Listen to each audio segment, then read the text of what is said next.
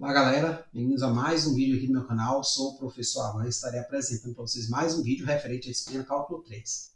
Este aqui, gente, é o nosso terceiro vídeo sobre essa disciplina e aqui nós vamos estar dando continuidade ao primeiro tópico que nós estamos abordando, que é o tópico de sequências, né? No vídeo passado nós introduzimos, o que vem a ser uma sequência numérica, demos um exemplinho, tá? Aqui a definição foi vista lá no vídeo passado. E aqui, três exemplos de sequências. Vimos que você tem três formas de anotar uma sequência. Ou você anota ela com a fórmula assim, explicitando o pontapé inicial, a indexação aqui, que no caso nosso quase sempre começa de 1 e vai até infinito. Ou você anota assim de forma mais explicitada, escrevendo alguns dos primeiros elementos e depois o termo geral, quando você tem ele disponível. De modo geral, a gente vai trabalhar com esse cara, a gente vai quase sempre ter ele disponível. E tem essa outra forma que você só coloca as coisas mais condensadas, Você já sabe que começa de 1, então você basta escrever só isso aqui e lembra-se que isso aqui vai para o infinito. Essa geração em termos a gente viu que é feito o quê? Pegando os números naturais, 1, 2, 3, 4, nessa ordem, na ordem natural dos naturais, e elevando eles, no caso aqui, da primeira sequência ao quadrado. Você vai gerando os termos da sequência. Aqui você vai dividir todo mundo por n, e aqui você vai pegando o quadrado do número e dividindo pelo fatorial dele. Tá certo? Só que aí, o que a gente fez? Nesse terceiro caso aqui, mais especificamente, a gente foi ali para o quadro fazer algumas considerações. Esta é a forma que está anotada no material. Porém, a gente pode pegar essas frações aqui e simplificá-las. Então, por exemplo, 1 sobre 1 deu 1.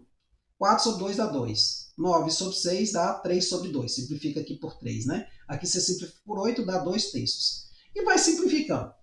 Eu não aconselho muito você fazer isso aqui. Eu prefiro que você anote o numerador, anote o denominador do jeitinho que eles vêm, certo? Porque aí você não perde o padrão, Porque às vezes você pode ter só os primeiros termos e não ter o padrão. Mas se você tem aqui uma certa ideia de como esses caras são calculados, você pode tentar adivinhar esse padrão, tá certo? Então isso aqui não é muito interessante. Ou você, caso queira entender para onde essa sequência está indo, você pode dividir mesmo na calculadora. 1 por 1, tudo bem, vai dar 1, 4 por 2 dá 2, 9 sobre 6 vai dar 1,5, ó, deu aqui decimal, 16 por 24 vai dar 2 terços, que aí no caso vai dar 0,666 e por aí vai.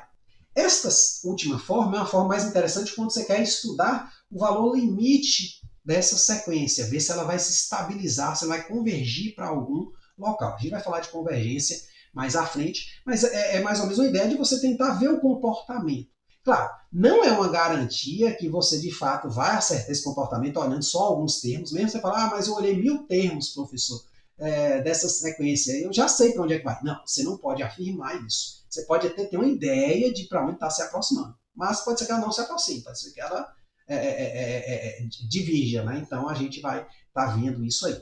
Uma forma interessante de fazer essa análise prévia é utilizando, gente, o computador. Aqui no curso eu estou usando o Jupyter Notebook, mas você pode usar o Colab. Aqui nesse material, eu vou botar o link que eu acabei esquecendo aqui, mas vai ter um linkzinho aqui, ou também na descrição do vídeo, lá dá para falar o Colab, onde você, ao clicar nele, você vai direto para esse material aqui, na versão que a gente viu lá no primeiro vídeo, tá certo? Aí lá você pode rodar, se você não quiser instalar o Jupyter Notebook.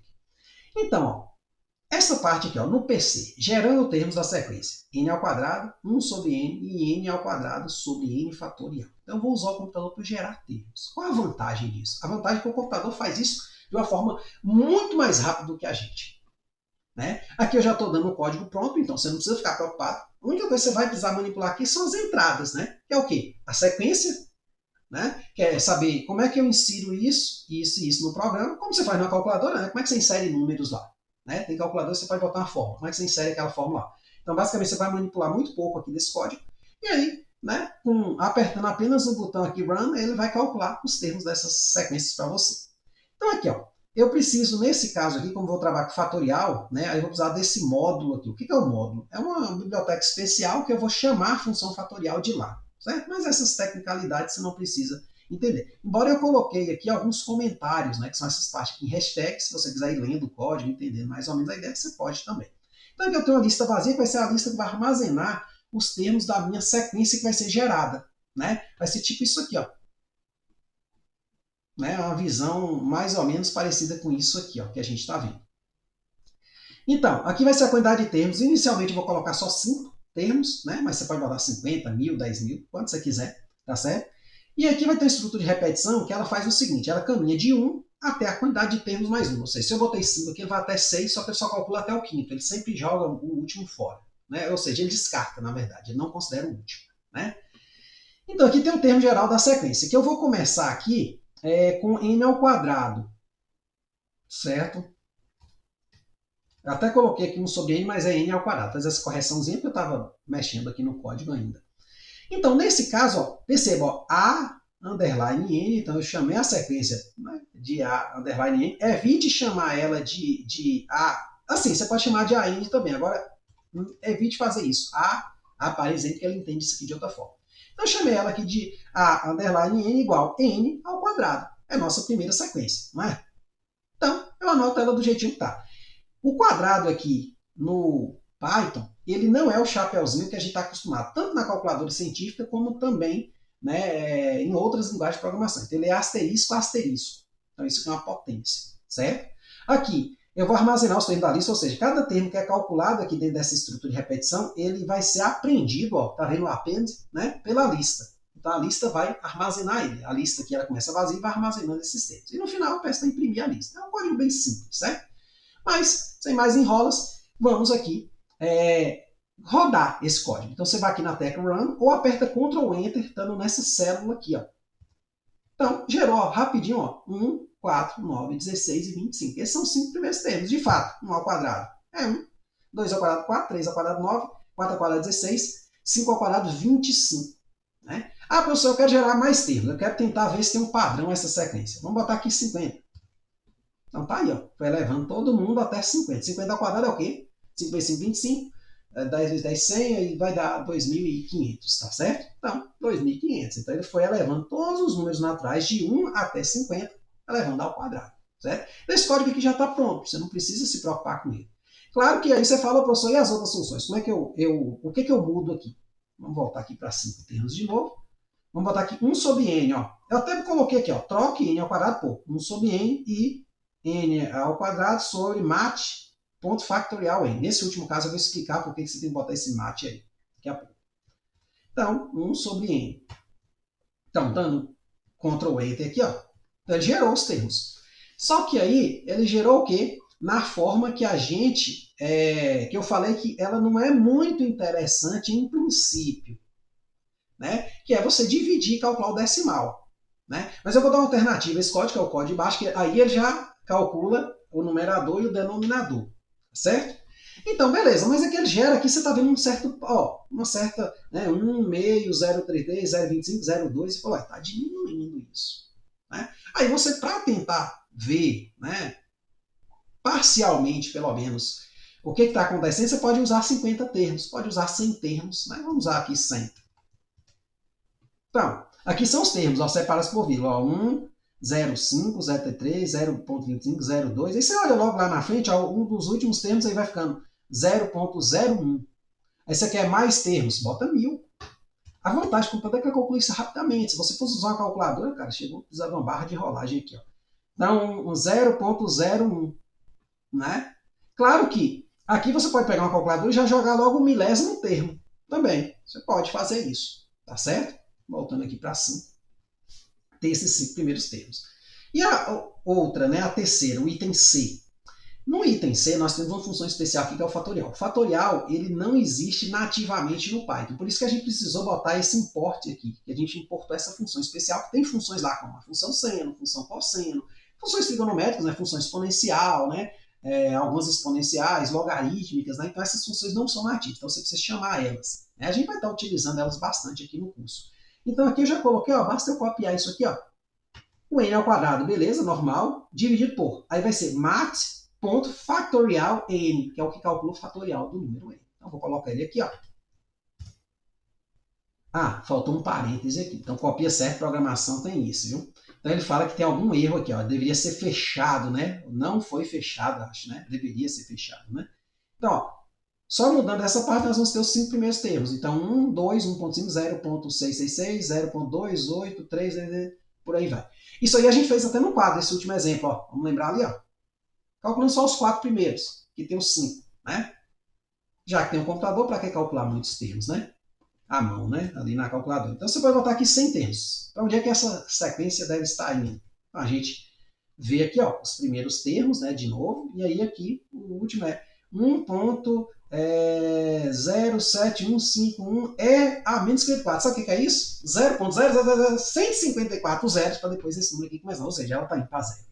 Provavelmente. O computador ele comete erros de conta, mas a gente pode aceitar isso aí. Certo?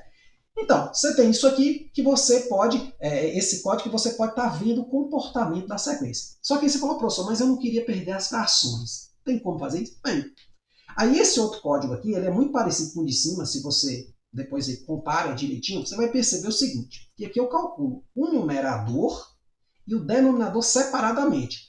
Nesse caso, esse código aqui não faz muito sentido para a primeira sequência nossa, porque ela não tem denominador, então você não precisa usar para ela, que é essa aqui, certo? Mas para 1 sobre n e para n ao quadrado sobre n fatorial, aí ela faz muito sentido. Então, nesse caso aqui, ó, no caso da primeira, que é 1 sobre n, então o numerador é 1 e o denominador é n. Então, ele vai criar uma espécie de texto, né? Eu falo isso porque esse aspas aqui é para representar texto em programação, né? Tá entre aspas, mas ele vai colocar o numerador e o denominador, certo? Então, nesse caso aqui, ó, começando com a 1 sobre n, vou dar Ctrl Enter aqui, vou executar ó, essa célula de código. Então, 1 sobre 1, 1 sobre 2, 1 sobre 3, 1 sobre 4, 1 sobre 5, exatamente a 1 sobre n. Né? Quero mais termos, da mesma forma, vou botar aqui 50 termos. Ó. 1 sobre 50. Ficou fácil, né? Porque 1 sobre n, né? Fica tranquilo. Aí a outra é o quê? Aí você vai ter aqui o n ao quadrado no numerador e o fatorial no denominador. Mat, ponto fatorial.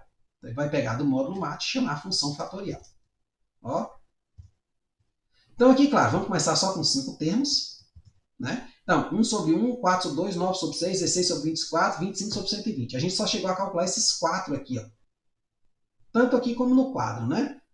Então, tá aqui assim. Então vai sempre olhando, porque pode ser que tenha algum errinho no código, aí você bota aí nos comentários que a gente faz a correção e posta o material logo em seguida. Tá certo? Então, você tem aqui 5 termos, mas você pode ver mais termos. Por exemplo, você pode ver aqui, no caso, como tem um fatorial aqui, cuidado ao colocar números muito grandes, porque o fatorial ele aumenta rapidamente. Vamos ver aqui, por exemplo, 50 termos. Então, 50 termos, nós teríamos, pô, já ficou grandão, ó, 2.500 em cima, porque é 50 ao quadrado, e aqui o fatorial de 50, olha o tamanho da coisa, né? O tamanho do número, né? Então, claramente, você vê que o denominador aumenta muito mais rápido que o numerador. Então, você já consegue enxergar isso, que normalmente, sem uma calculadora, né, ou seu computador, fica difícil. Então, você vai ficar acreditando só no que o professor diz. Ah, olha, tá indo para lá. Gente, perceba que tá indo para zero. Mas você não vai enxergar isso de fato. Então, com o computador agora, você tem um instrumento computacional muito potente.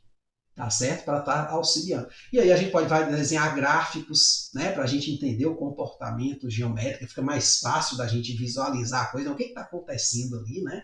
Então fica mais fácil da gente ver. Tá certo? Então essa aula aqui foi mais para colocar de forma computacional parte do que a gente viu no vídeo passado. Na próxima aula eu vou falar um pouquinho da função estocar da calculadora, tá certo? Eu ia fazer isso nesse vídeo, mas vai ficar um vídeo longo. E aí a gente vai entender como é que a gente vai utilizar a calculadora. Porque a calculadora vai ser o nosso instrumento aí na sala de aula que a gente vai estar utilizando para fazer provas e tudo mais. Tá certo? Então é isso aí. Espero que vocês tenham entendido. Espero que tenham gostado. Muito obrigado, gente. Até a próxima.